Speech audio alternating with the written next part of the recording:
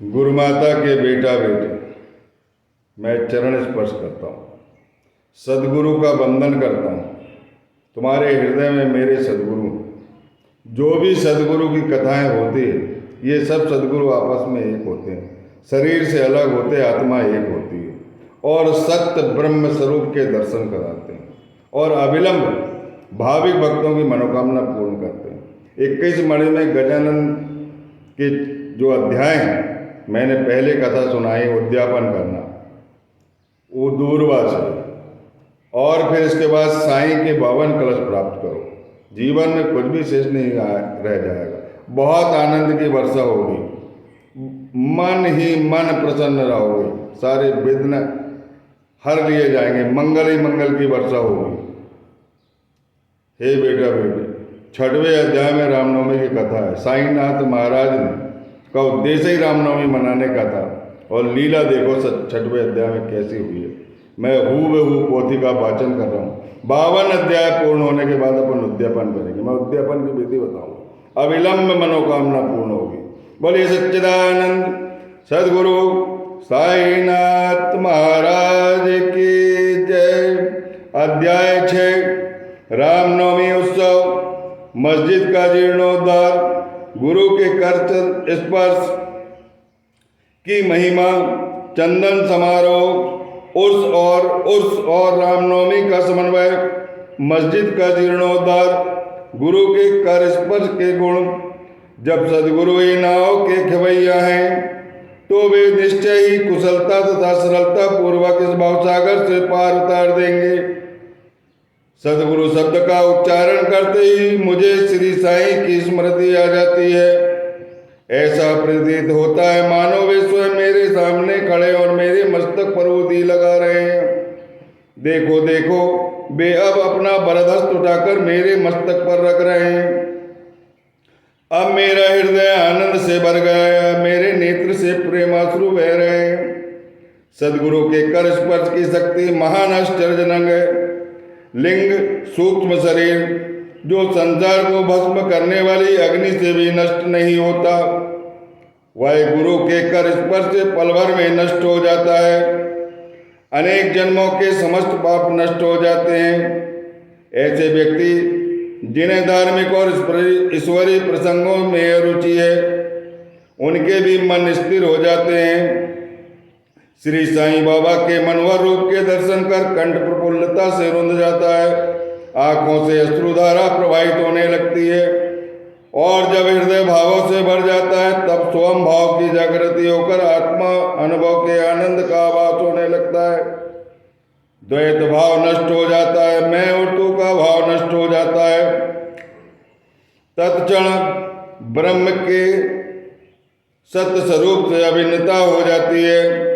जब मैं धार्मिक ग्रंथों का पठन करता हूँ तो क्षण क्षण में सदगुरु की स्मृति हो जाती है। बाबा राम या कृष्ण का रूप धारण करके मेरे सामने खड़े हो जाते हैं और स्वयं अपनी जीवन कथा मुझे सुनाने लगते हैं। अर्थात मैं जब भागवत का श्रवण करता हूँ, तब बाबा श्री कृष्ण का रूप धारण कर लेते हैं और तब मुझे ऐसा प्रतीत होने लगता है कि वे ही भागवत या भक्तों के कल्याणार्थ उद्धव गीता सुना रहे हैं। जब कभी मैं किसी से वार्तालाप किया करता हूँ, तो मैं बाबा की कथाओं को ध्यान में लाता हूँ, जिससे उसका उपयुक्त अर्थ समझाने में सफल हो सकूँ। तब एक शब्द या वाक्य की रचना भी नहीं कर पाता हूँ, परंतु जब वे स्वयं कृपा कर मुझसे लिखवाने लगते हैं, तब फिर इसका कोई अंत नहीं होता। जब भक्तों में अहंकार की वृद्धि होने लगती है, तो वह शक्ति प्रदान कर उसे अहंकार शून्य बनाकर अंतिम लक्ष्य की प्राप्ति करा देते हैं तथा उसे संतुष्ट कर अक्षय सुख का अधिकारी बनाए देते हैं।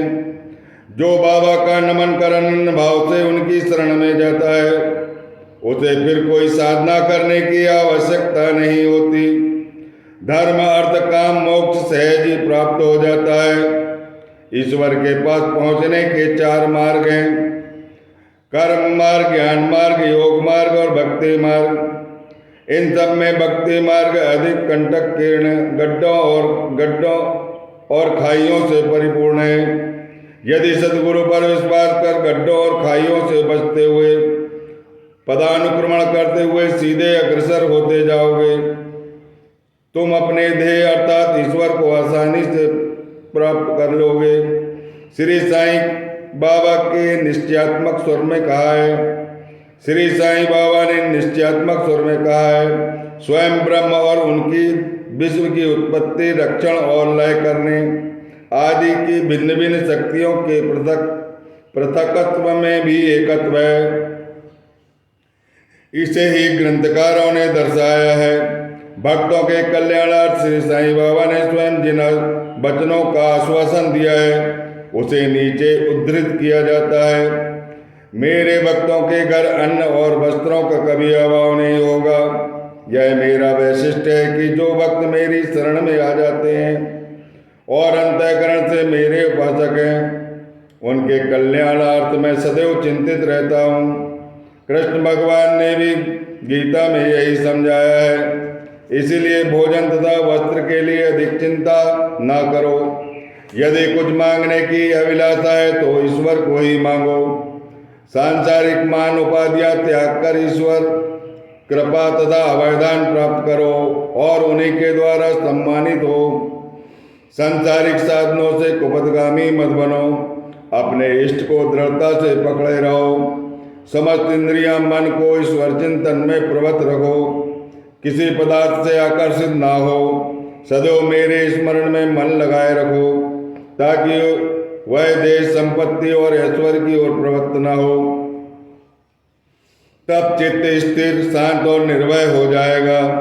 इस प्रकार की मन स्थिति प्राप्त होना इस बात का प्रतीक है कि वह सुसंगति में है। यदि चित्त की चंचलता नष्ट नहीं हुई तो उसे एकाग्र नहीं किया जा सकता। बाबा के उपर्युक्त शब्दों को उद्धृत कर ग्रंथकार शिरडी के रामनवमी उत्सव का वर्णन करता है। शिरडी में मनाए जाने वाले रामनवमी उत्सव को बड़े धूमधाम से मनाया जाता है। अतएव इस उत्सव का पूर्ण विवरण जैसा कि साईं लीला पत्रिका 1925 के पृष्ठ 197 में प्रकाशित हुआ है, यहाँ उसे संक्षिप्त में वर्णित किया जाता है।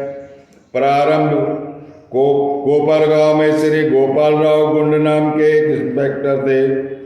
वे बाबा के परम भक्त थे। उनकी 3 स्त्रियां थी परंतु एक की भी संतान न थी। श्री साईं बाबा की कृपा से उन्हें एक पुत्र रत्न की प्राप्ति हुई। इस हर्ष के उपलक्ष्य में सन 1897 में विचार आया कि शिरडी में मेला भरवाना चाहिए।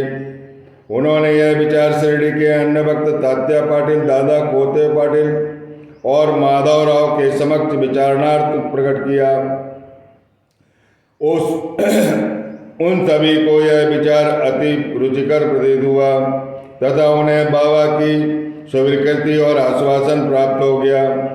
उर्स भरने के लिए सरकारी आज्ञा आवश्यक थी, इसीलिए एक प्रार्थना पत्र कलेक्टर के पास भेजा गया, परंतु ग्राम कुलकर्णी के आपत्ति उठाने के कारण स्वीकृति प्राप्त नहीं हो सकी। परंतु बाबा का आश्वासन प्राप्त हो चुका था, अतः पुनः प्रयत्न करने में स्वीकृति प्राप्त हुई। बाबा की अनुमति से रामनवमी के दिन उर्स भरना निश्चित हुआ। ऐसा प्रतीत होता है कि कुछ निष्कर्ष ध्यान में रखकर ही उन्होंने ऐसी आज्ञा दी, अर्थात उर्स व रामनवमी के उत्सव का एकीकरण तथा हिंदू मुस्लिम एकता, जो भविष्य की घटनाओं से ही स्पष्ट है। लक्ष्य पूर्ण हुआ, सफल हुआ। प्रथम बाधा तो किसी प्रकार हल हो गई। अब द्वितीय कठिनाई जल के अभाव की उपस्थित हुई। शिरडी तो एक छोटा सा ग्राम था। पूर्व काल से ही वहाँ जल का अभाव बना रहता था। गांव में केवल 2 कुएं थे, जिनमें एक सूख जाया करता था, दूसरे में पानी रहता था लेकिन वह खारा रहता था। बाबा ने उसमें फूल डालकर उसके खारे जल को मीठा बना दिया, लेकिन एक कुएं का जल कितने लोगों को पर्याप्त हो सकता था। इसीलिए तात्या पाटिल ने बाहर से जल मंगवाने का प्रबंध किया। लकड़ी और बांसों की कच्ची दुकानें बनाई गई तथा कुश्तियों का भी आयोजन किया गया। गोपाल राव गुंड के एक मित्र दामू अण्णा कासार अहमदनगर में रहते थे। वे भी संतानहीन होने के कारण बेहद दुखी थे। श्री साईं बाबा की कृपा से उन्हें भी एक पुत्र रत्न की प्राप्ति हुई। श्री गुंड ने उनसे एक ध्वज देने को कहा। एक ध्वज जागीरदार श्री नाना साहब निमोणकर ने भी दिया। ये दोनों ध्वज बड़े समारोह के साथ गांव में निकाले गए और अंत में उन्हें मस्जिद, जिसे द्वारका माई के नाम से पुकारते थे, उनके दोनों कोनों पर पहरा दिया गया। यह कार्यक्रम अभी भी पूर्ववत ही चल रहा है। चंदन समारोह। इस मेले में एक अन्य कार्यक्रम का भी श्री गणेश हुआ, जो चंदन समारोह के नाम से प्रसिद्ध है। यह कोरल के एक मुस्लिम भक्त श्री अमीर शक्कर दलाल के मस्तिष्क की सोच थी। प्राय इस प्रकार का उत्सव सिद्ध मुस्लिम संतों के सम्मान में ही किया जाता है। बहुत सा चंदन घिसकर और बहुत सी चंदन धूप थालियों में भरी जाती है और तथा लोहान जलाते हैं और अंत में उन्हें मस्जिद में पहुंचाकर जुलूस समाप्त किया जाता है। थालियों का चंदन और धूप नीम पर और मस्जिद की दीवारों पर डाल दिया जाता है। इस उत्सव का प्रबंध 3 वर्षों तक अमीर शक्कर ने किया और उनके पश्चात उनकी धर्मपत्नी ने किया। इस प्रकार हिंदुओं द्वारा ध्वज और मुसलमानों के द्वारा चंदन का जुलूस एक साथ चलने लगा और अभी तक यह उसी तरह चल रहा है। प्रबंध। रामनवमी का दिन श्री साईं बाबा के भक्तों को अत्यंत प्रिय है और पवित्र है। कार्य करने के लिए बहुत से स्वयंसेवक तैयार हो जाते थे और वे मेले के प्रबंध में सक्रिय भाग लेते थे। बाहर के समस्त कार्य का भार तात्या पाटिल और भीतर के कार्य श्री साईं बाबा की एक परम भक्त महिला राधा कृष्ण माई संभालती थी। इस अवसर पर उनका निवास स्थान अतिथियों से परिपूर्ण रहता और उन्हें सब लोगों की आवश्यकताओं का ध्यान रखना पड़ता था। साथ ही मेले की समस्त आवश्यकताएं और वस्तुओं का प्रबंध करती थी। दूसरा कार्य जो स्वयं खुशी से वो किया करती थी वह था मस्जिद की सफाई, चूना पोतना। मस्जिद के फर्श की दीवारें निरंतर धूनी के कारण काली पड़ जाती थी। जब बाबा रात्रि का चावड़ी में विश्राम करने जाते थे तब वे यह कार्य कर लिया करती थी। समस्त वस्तुएं धूनी सहित बाहर निकालनी पड़ती थी और सफाई व पुताई हो जाने के पश्चात पूर्ववत सजा दी जाती थी। बाबा का एक अत्यंत प्रिय कार्य गरीबों को भोजन कराना भी इस प्रकार का कार्यक्रम का एक अंग था। इस कार्य के लिए बृहद भोज का आयोजन किया गया। अनेक प्रकार की मिठाइयाँ बनाई गई। यह सब कार्य राधा कृष्ण माई के निवास स्थान पर ही होता था। बहुत से धनाढ्य व श्रीमंत भक्त इस कार्य में आर्थिक सहायता पहुंचाते थे। उर्स का रामनवमी के त्योहार में समन्वय। सब कार्यक्रम इसी तरह उत्तम प्रकार से चलता रहा और मेले का महत्व सनय सनय बढ़ता गया। सन 1911 में बड़ा परिवर्तन हुआ। एक वक्त कृष्णराव जोगेश्वर भी अमरावती के दादा साहब कावड़े के साथ मेले के एक दिन पूर्व शिरडी के दीक्षित वाड़े में ठहरे। जब वे दालान में लेटे हुए विश्राम कर रहे थे तब उन्हें एकाएक कल्पना आई। इसी समय श्री लक्ष्मणराव उपनाम काका महाजनी पूजन सामग्री लेकर मस्जिद की ओर जा रहे थे। उन दोनों में विचार विमर्श होने लगा और उन्होंने सोचा कि शिरडी में उर्स व मेला ठीक रामनवमी के दिन ही भरता है। इसमें अवश्य कोई गूढ़ रहस्य निहित है। रामनवमी का दिन हिंदुओं को बहुत प्रिय है। कितना अच्छा हो यदि रामनवमी उत्सव का भी श्री गणेश कर दिया जाए। काका महाजनी को यह विचार रुचिकर प्रतीत हुआ। अब मुख्य कठिनाई हरिदास को के मिलने की थी, जो इस शुभ अवसर पर कीर्तन व ईश्वर का गुणानुवाद कर सके। परंतु भीष्म ने इस समस्या को हल कर दिया। उन्होंने कहा कि मेरा स्वचरित राम आख्यान, जिसमें राम जन्म का वर्णन है, वो तैयार हो चुका है। मैं उसका ही कीर्तन करूँगा और तुम हारमोनियम पर साथ करना। तथा राधा कृष्ण माई सौंठ व शक्कर मिश्रित चूर्ण तैयार करेगी। तब वे दोनों शीघ्र ही बाबा की स्वीकृति प्राप्त करने के लिए मस्जिद गए। बाबा अंतर्यामी थे, उन्हें तो सब ज्ञान था कि बाड़े में कौन क्या सोच रहा है और क्या चल रहा है। बाबा ने महाजनी से प्रश्न किया, वहाँ क्या चल रहा था। इस आकस्मिक प्रश्न से महाजनी घबरा गए और बाबा के शब्दों का अभिप्राय न समझ सकने के कारण वे स्तब्ध होकर खड़े हो गए। तब बाबा ने भीष्म से पूछा कि क्या बात है। भीष्म ने रामनवमी उत्सव मनाने का विचार बाबा के समक्ष प्रस्तुत किया, स्वीकृति देने की प्रार्थना की। बाबा ने सहर्ष स्वीकृति दे दी। सभी भक्त हर्षित हो गए और राम जन्मोत्सव मनाने की तैयारी में जुट गए। दूसरे दिन रंग बिरंगी झंडियों से मस्जिद सजा दी गई। श्रीमती राधा कृष्णबाई ने एक झूला लाकर बाबा के आसन के समक्ष रख दिया और फिर उत्सव प्रारंभ हो गया।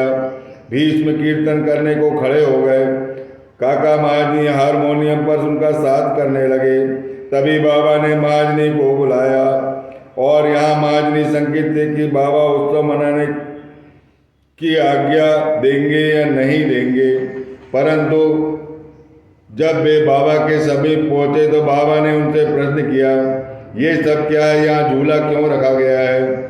महाजनी ने बतलाया कि रामनवमी का कार्यक्रम प्रारंभ हो गया है, इसी कारण यह पालना यहाँ रखा गया है। बाबा ने निम्बर से 2 हार उठाए। उनमें से एक हार उन्होंने काका महाजनी के गले में डाल दिया, दूसरा हार जोगेश्वर भीष्म के लिए भेज दिया। ये सही में बहुत परम भाग्यशाली लोग हैं। अब कीर्तन प्रारंभ हो गया। कीर्तन समाप्त हुआ। तब श्री राजा राम के उच्च स्वर से जय जयकार हुई, गुलाल की वर्षा की गई।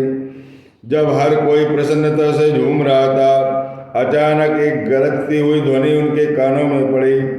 वस्तुतः जिस समय गुलाल की वर्षा हो रही थी उस समय अनायास बाबा के आंख में कण चले गए। तब बाबा एकदम क्रुद्ध होकर उच्च स्वर में अपशब्द कहने लगे, कोसने लगे। यह दृश्य देखकर सब भयभीत हो गए, सिटपटाने लगे। बाबा के स्वभाव से भलीभांति परिचित अंतरंग भक्त भला इन शब्दों का कहाँ बुरा मानने वाले थे। बाबा के इन शब्दों तथा वाक्यों को उन्होंने आशीर्वाद समझा। उन्होंने सोचा कि आज राम जन्मदिन है, अतः रावण का नाश, अहंकार और दुष्ट प्रवृत्तियों और राक्षसों के संहार के लिए बाबा का क्रोधित होना सर्वथा उचित है। इसके साथ साथ उन्हें यह भी विदित था कि जब कभी भी शिरडी में कोई नवीन कार्यक्रम रचा जाता था, बाबा इसी प्रकार कुपित हो जाया करते थे। इसीलिए वे सब स्तब्ध रहे। इधर राधा कृष्णबाई भयभीत थी, कहीं बाबा झूला तोड़ फोड़ न डाले। इसलिए उन्होंने काका महाजनी से झूला हटाने के लिए कहा, परंतु वो जैसे ही झूला हटाने के लिए गए तो बाबा ने उन्हें तुरंत मना कर दिया। कुछ समय पश्चात बाबा शांत हो गए। उस दिन की महापूजा आरती निर्विघ्न समाप्त हुई। उसके बाद काका महाजनी ने बाबा से झूला उतारने की अनुमति मांगी, परंतु बाबा ने अस्वीकृत करते हुए कहा कि अभी उत्सव पूर्ण नहीं हुआ है, अगले दिन गोपाल काला उत्सव मनाया जाएगा। जिसके पश्चात बाबा ने झूला उतारने की आज्ञा दे दी। उत्सव में दही मिश्रित पोहा एक मिट्टी के बर्तन में लटका दिया जाता है और कीर्तन सप्ताह होने पर वह बर्तन फोड़ दिया जाता है और जो प्रसाद के रूप में पोहा सबको वितरित किया जाता है, जिस प्रकार की कृष्ण ने ग्वालों के साथ किया था। रामनवमी उत्सव इसी तरह दिन भर चलता रहा। दिन के समय 2 ध्वज का जुलूस और रात्रि के समय चंदन का जुलूस बड़ी धूमधाम और समारोह के साथ निकाला गया। इस समय के पश्चात उर्स रामनवमी में परिवर्तित हो गया। अगले वर्ष सन 1912 में रामनवमी के कार्यक्रम की सूची में वृद्धि होने लगी। श्रीमती राधा कृष्णबाई ने चैत्र की प्रतिपदा से नाम सप्ताह प्रारंभ कर दिया। लगातार दिन रात भगवान का नाम लेना ही नाम सप्ताह कहलाता है। सब भक्त इसमें बारी बारी से भाग लेते हैं। वे भी प्रातः सम्मिलित हो जाया करती थी। देश के सभी भागों से रामनवमी का उत्सव सभी भागों में रामनवमी का उत्सव मनाया जाता है। इसीलिए अगले वर्ष हरिदास के मिलने की पुनः कठिनाई उपस्थित हुई, परंतु उत्सव के पूर्व ही यह समस्या हल कर ली गई। 5-6 दिन पूर्व श्री महाजनी की बाला बुआ से अकस्मात भेंट हुई। बाला बुआ साहेब आधुनिक तुकाराम के नाम से प्रसिद्ध थे। इस वर्ष कीर्तन का कार्य उन्हें ही सौंपा गया। अगले वर्ष 1913 में हरिदास बृहद सिद्ध कवटे ग्राम में प्लेग का प्रकोप होने के कारण अपने गांव में हरिदास का कार्य नहीं कर सकते थे, इसीलिए वे शिरडी आ गए। काका साहब दीक्षित ने उनके कीर्तन के लिए बाबा से अनुमति मांगी। बाबा ने यथेष्ट पुरस्कार दिया, अनुमति दी। सन 1914 से हरिदास की कठिनाई बाबा ने सदैव के लिए हल कर दी। उन्होंने यह कार्य स्थायी रूप से दासगणु महाराज को सौंप दिया। तब से इस कार्य को उत्तम रीति से सफलता और विद्वता पूर्वक पूर्ण लगन से निभाते रहे। सन 1912 से उत्सव के अवसर पर लोगों की संख्या में उत्तरोत्तर वृद्धि होने लगी। चैत्र शुक्ल अष्टमी से द्वादशी तक शिरडी में लोगों की संख्या में इतनी अधिक वृद्धि हो जाया करती थी मानो मधुमक्खी का छत्ता लगा हो। दुकानों की संख्या में वृद्धि हो गई। प्रसिद्ध पहलवानों की कुश्तियां होने लगी। गरीबों को बृहद स्तर पर भोजन कराया जाने लगा। राधा कृष्ण माई के घोर परिश्रम के फलस्वरूप शिरडी ने संस्थान का रूप ले लिया। संपत्ति भी दिनों दिन बढ़ने लगी। एक सुंदर घोड़ा, पालकी, रथ, चांदी की अन्य वस्तुएं, बर्तन, पात्र, शीशे इत्यादि भक्तों ने उपहार में भेंट किए। उत्सव के अवसर पर हाथी बुलाया जाता था। यह संपत्ति बहुत बड़ी, परंतु बाबा इन सब से सदा निरपेक्ष ही रहते थे। वे सदैव उसे उपेक्षा की दृष्टि से देखते, सदैव की भांति साधारण वेशभूषा धारण करते। यह ध्यान देने योग्य बात है कि जुलूस तथा उत्सव में हिंदू मुसलमान दोनों ही साथ साथ कार्य करते थे, परंतु आज तक उनमें कोई विवाद नहीं हुआ, ना ही कोई मतभेद हुआ। पहले तो लोगों की संख्या 5000 से 7000 तक होती थी, परंतु किसी वर्ष तो संख्या 75,000 तक पहुंच जाती थी। फिर भी ना कभी कोई बीमारी फैली, ना कोई दंगा हुआ। मस्जिद का जीर्णोद्धार, जिस प्रकार ओरसिया मेला लगाने का विचार प्रथमतः श्री गोपालराव गुंड को आया था, उसी प्रकार मस्जिद का जीर्णोद्धार का विचार भी प्रथमतः उन्हें ही आया। ये बड़े भाग्यशाली थे। उन्होंने इस कार्य के निमित्त पत्थर एकत्रित कर उन्हें वर्गाकार बनाया, परंतु यह कार्य का श्रेय उन्हें प्राप्त नहीं होना था। यह सुयश नारायण साहब चांदोरकर के लिए सुरक्षित रखा था और फर्श का कार्य काका साहब दीक्षित के लिए। प्रारंभ में बाबा ने इन कार्यों के लिए स्वीकृति नहीं दी, परंतु स्थानीय भक्त मेहतापति के आग्रह से बाबा की स्वीकृति प्राप्त हो गई और एक दिन में ही मस्जिद का पूरा फर्श बन गया। अभी तक बाबा एक टाट के टुकड़े पर बैठते थे, अब टाट के टुकड़े को हटाकर वहाँ पर एक छोटी सी गादी बिछा दी गई। सन 1911 में सभा मंडप भी घोर परिश्रम के उपरांत ठीक हो गया। मस्जिद का आंगन बहुत छोटा था तथा असुविधाजनक था। काका साहब दीक्षित आंगन को बढ़ाकर उसके ऊपर छप्पर बनवाना चाहते थे। यथेष्ट द्रव्य राशि व्यय करके लोहे के खंभे, बल्लियां और कैंची मोल ली और कार्य प्रारंभ कर दिया। दिन रात परिश्रम कर भक्तों ने लोहे के खंभे जमीन में गाड़े। दूसरे दिन बाबा चावड़ी से लौटे। उन्होंने उन खंभों को उखाड़कर फेंक दिया। वे अधिक क्रोधित हुए। वे एक हाथ से खंभा पकड़कर उसे उखाड़ने लगे और दूसरे हाथ से उन्होंने तात्या का साफा उतार दिया और आग लगाकर गड्ढे में फेंक दिया। बाबा के नेत्र जलते हुए अंगारे के समान लाल लाल हो रहे थे। किसी को भी उनकी ओर आंख उठाकर देखने का साहस नहीं था।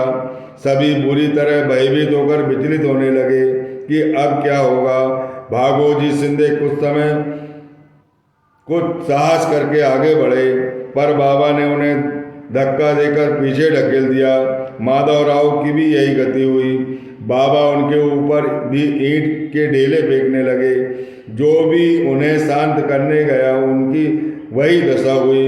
कुछ समय के पश्चात क्रोध शांत होने पर बाबा ने एक दुकानदार को बुलाया और एक जदीदार साफा खरीद कर अपने हाथों से उसे तात्या के सिर पर बांधने लगे, जैसे उन्हें विशेष सम्मान दिया जा रहा है। यह विचित्र व्यवहार देखकर भक्तों को बड़ा आश्चर्य हुआ। वे समझ नहीं पा रहे थे कि किस अज्ञात कारण से बाबा क्रोधित हुए, उन्होंने तात्या को क्यों पीटा और तत्क्षण ही उनका क्यों क्रोध शांत हो गया। बाबा कभी कभी अति गंभीर तथा शांत मुद्रा में रहते थे और बड़े प्रेम पूर्वक वार्तालाप किया करते थे, परंतु अनायास ही बिना किसी गोचर के कारण क्रोधित हो जाया करते थे। ऐसी घटनाएं देखने में आ चुकी है, परंतु मैं इसका निर्णय नहीं कर सकता, उनमें से कौन सी लिखूं कौन सी छोड़ूं। अतः जिस क्रम में भी वे याद आती जाएंगी उसी प्रकार का वर्णन किया जाएगा। अगले अध्याय में बाबा यवन है हिंदू इसका विवेचन किया जाएगा तथा योग साधन शक्ति और विषयों पर विचार किया जाएगा। बोलिए सच्चिदानंद सद्गुरु साईनाथ महाराज की जय। श्री सद्गुरु साईनाथ अर्पणमस्तु। शुभम भवतु। सप्ताह पारायण प्रथम विश्राम। ये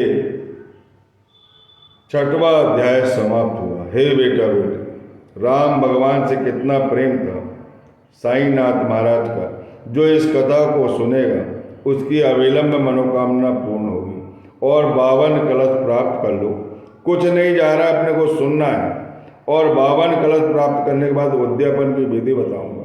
आनंद आ जाएगा, परमानंद आ जाएगा, बाल बच्चे पूरा परिवार सुखी हो जाएगा, कभी कोई कलह नहीं रहेगी, शांति नहीं रहेगी। ध्यान पूर्वक इन कलशों को प्राप्त करो। सुन लीजिए, सुनने में कुछ नहीं जाता, सुनने में सोना ही मिलेगा आपको, अमृत भी मिल रहा है और ज्ञान भी मिल रहा है और सत्य पर ब्रह्म स्वरूप के दर्शन होकर रहेंगे। बोलिए सर्वसमर्थ साईनाथ महाराज की जय।